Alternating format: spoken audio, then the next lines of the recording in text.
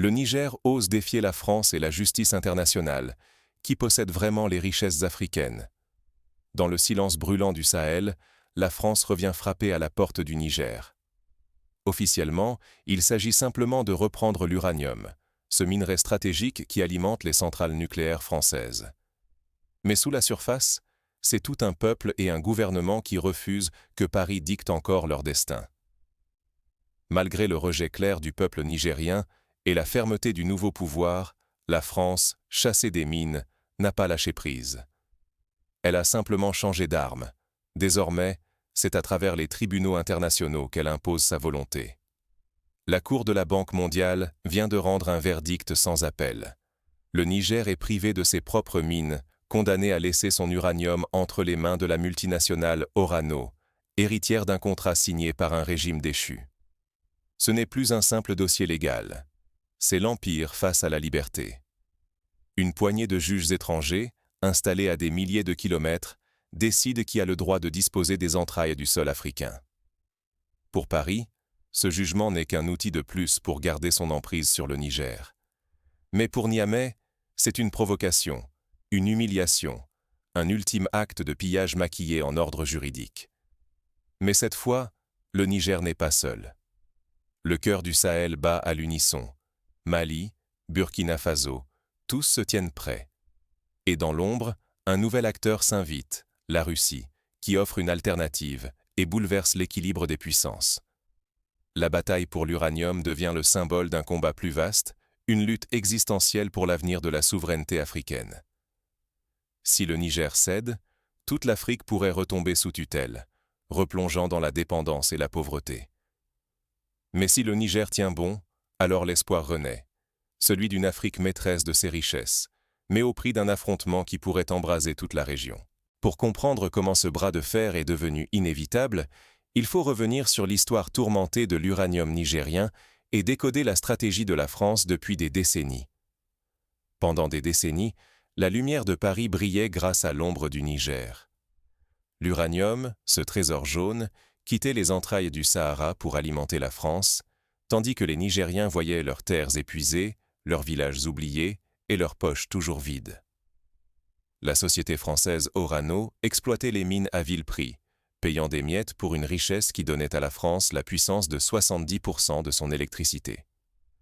Pendant que Paris s'illuminait, les enfants nigériens restaient dans le noir, témoins d'une inégalité gravée dans la roche. Mais en l'an 2023, le Conseil national pour la sauvegarde de la patrie a frappé du poing sur la table.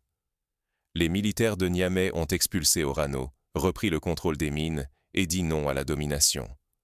Le peuple du Niger a salué cette décision, fièrement, comme une renaissance attendue depuis des générations. Ce geste n'a pas seulement changé le destin du Niger. Il a réveillé le Sahel tout entier. Mali, Burkina Faso, Niger. Ensemble, une nouvelle alliance émerge, décidée à briser le joug de l'Occident et défendre ses ressources. Le vent d'indépendance souffle et la solidarité se renforce, faisant vaciller l'ordre néocolonial. Ce n'est pas qu'une question de contrat ou de chiffres. Derrière chaque gramme d'uranium, il y a des décennies de spoliation. L'Afrique a trop longtemps vu ses richesses partir sans retour, chaque recul coûtant une génération de développement et de dignité. Mais la France n'accepte pas la perte de ce joyau stratégique. Son économie, sa stabilité sociale et son influence mondiale dépendent du Niger. Face à la détermination sahélienne, Paris joue alors sa dernière carte, la justice internationale. Mais la bataille ne se livre plus à coups de canon. Dans les coulisses, la France convoque les tribunaux mondiaux. Quelle sera la réponse du Niger face à ce nouvel assaut légal? Quand des juges étrangers décident qui peut exploiter la terre africaine, qui gouverne vraiment le Niger? Voilà la question qui brûle toutes les lèvres, alors que la Cour de la Banque mondiale vient de frapper un coup lourd. Le Niger n'a plus le droit d'exploiter, ni même de vendre un gramme de son propre uranium. Orano, l'entreprise française expulsée à la demande du peuple, récupère ainsi, par le biais d'un tribunal international, ce que Niamey lui avait retiré par la loi nationale et la volonté populaire. Mais d'où vient cette légitimité? Les contrats signés jadis, sous la pression ou la complaisance d'anciens régimes, devraient-ils vraiment lier un pays tout entier, même lorsque ces accords l'appauvrissent et vont contre l'intérêt du peuple? Cette justice, rendue loin de l'Afrique, dans des salles feutrées où personne ne parle Haoussa, sonne comme une insulte à la souveraineté. Sous couvert de droit international, ce sont toujours les puissances d'hier qui dictent les règles et s'arrogent le pouvoir de décider du sort des ressources africaines. Le Niger, pourtant, ne baisse pas la tête. Nous n'obéirons pas, répond fièrement le gouvernement de transition. Dans les rues de Niamey, la colère gronde, mais c'est la fierté qui domine. Les soldats, les jeunes, les femmes, tous font bloc. Les mines appartiennent à la nation, et aucune cour étrangère ne peut leur en déposséder. C'est une question de dignité, un refus collectif de plier devant une décision vécue comme le dernier déguisement de la domination étrangère. Car la France ne se contente plus de discours ou de menaces militaires. Elle se réinvente. Institutions internationales, lobbying, alliances régionales, tout est mobilisé pour garder la main mise sur l'uranium nigérien et, par ricochet, sur l'avenir énergétique de Paris. Quand la justice devient arme, la loi internationale se confond avec l'Empire, et la souveraineté devient un champ de bataille. Le risque n'a jamais été aussi grand. Si la volonté d'un peuple peut être écrasée par un jugement rédigé à des milliers de kilomètres, alors aucune nation africaine n'est à l'abri. Aujourd'hui c'est le Niger, demain le Mali, le Burkina Faso, ou n'importe quel pays qui osera dire non. C'est l'existence même d'une Afrique libre qui est en jeu. Dans cette tempête, la réponse nigérienne est claire, défiance, unité et résistance. Le peuple ne pliera pas, même sous la menace de sanctions ou de l'isolement international. Mais à mesure que le bras de fer s'intensifie, d'autres acteurs se préparent à entrer dans la danse et la confrontation prend une toute nouvelle dimension. Le conflit dépasse désormais les tribunaux, sur le terrain, de nouveaux alliés et adversaires se révèlent, et le rapport de force s'accélère. Une nouvelle guerre d'influence se joue sous nos yeux, et les armes changent de main. Ce n'est plus seulement une affaire de mines, de juges ou de contrats. Le Sahel devient le nouveau terrain d'affrontement mondial. À mesure que la France perd pied, la Russie avance ses pièces avec une précision glaciale. Moscou promet coopération, usines d'armement et réacteurs nucléaires. Les généraux du Sahel, lassés de décennies de dépendance, accueillent ces offres comme autant de leviers pour briser la domination occidentale.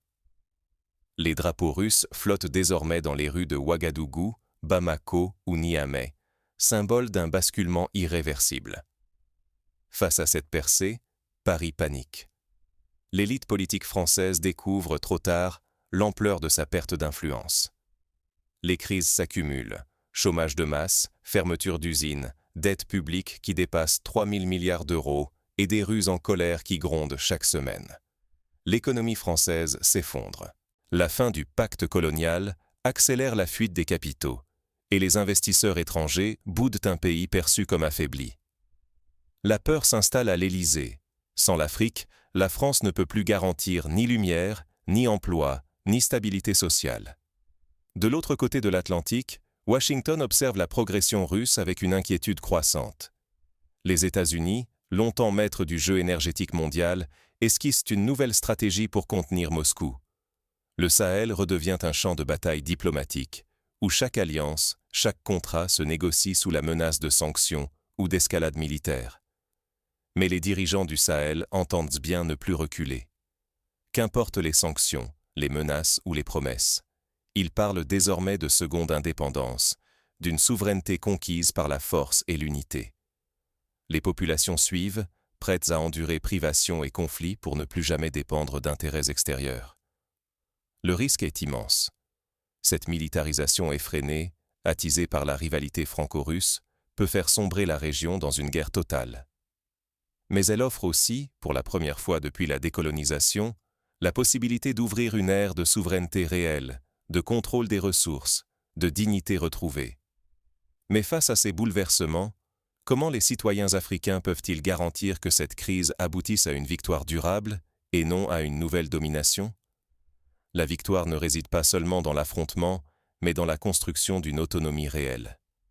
Revendiquer la souveraineté sur ces ressources exige plus que des discours. Il faut prendre le contrôle de l'uranium, oui, mais aussi transformer localement, créer des chaînes de valeur, investir dans l'éducation et la technologie. Tant que nous dépendrons des acheteurs étrangers et des contrats anciens, nous resterons vulnérables.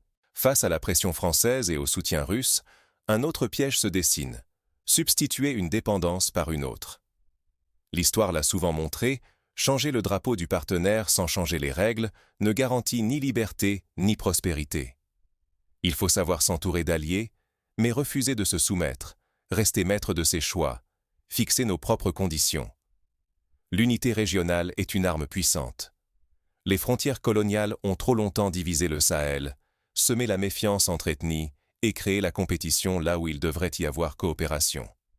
Organiser la solidarité entre Niger, Mali, Burkina Faso et au-delà, c'est renforcer la voix africaine face aux pressions extérieures. La société civile doit être vigilante et active.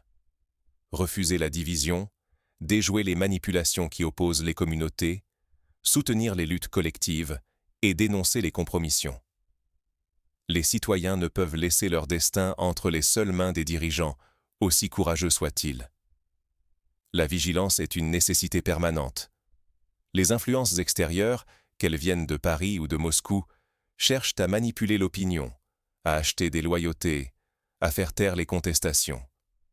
Il ne faut pas baisser la garde. L'indépendance ne se donne pas, elle se défend chaque jour. Soutenir les dirigeants qui résistent aux pressions, oui, mais sans naïveté. Il faut exiger des comptes à ceux qui parlent au nom du peuple. L'émancipation n'est réelle que si la transparence et la justice accompagnent le courage. Car, sans organisation ni lucidité, une victoire tactique aujourd'hui peut mener à la dépendance de demain, ou pire, au chaos. La route de la souveraineté est semée de pièges, d'ennemis masqués et de fausses promesses. Mais elle est la seule qui mène à la dignité et à la paix. Mais alors, sommes-nous vraiment prêts à payer le prix de notre souveraineté? Jusqu'où les peuples du Sahel sont-ils disposés à aller pour que le mot « indépendance » ait enfin un sens sur le continent africain? Le destin du Niger, c'est celui de toute l'Afrique.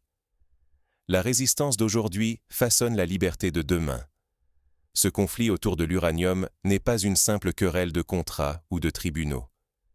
C'est une lutte pour la souveraineté, la dignité et la maîtrise de nos propres ressources. Le Niger, en disant non à l'injustice et à l'imposition étrangère, a lancé un signal à tout un continent. Nous avons le droit de choisir notre avenir. Pour la première fois depuis des décennies, les peuples du Sahel unissent leurs voix. Du Burkina Faso au Mali, la cadence de la résistance s'amplifie. La France, bousculée dans ses certitudes, tente de préserver ses intérêts à travers des institutions internationales, au lieu d'écouter la colère des peuples qu'elle a longtemps ignorée. Mais la véritable victoire ne s'obtiendra pas dans la solitude ou la vengeance. Elle naîtra de la mobilisation générale, de l'engagement de chaque citoyen, de chaque village, de chaque diaspora. C'est une bataille pour tous, pour la prospérité des générations futures, pour la fierté retrouvée et la paix durable sur le continent africain. Car le risque est immense. Si nous laissons cette lutte être confisquée par de nouveaux maîtres, nous échangerons simplement une dépendance contre une autre. Seule une vigilance collective, un éveil des consciences et une solidarité active pourront garantir que ce combat profite enfin au peuple et non à ceux qui cherchent à les dominer, qu'ils soient d'ici ou d'ailleurs. Le Niger a montré la voie. Il appartient maintenant à chaque Africain, chaque allié, chaque citoyen épris de justice, de se lever, de s'informer et de s'engager. L'histoire ne s'écrit jamais par hasard. Elle se forge par le courage de ceux qui refusent de plier.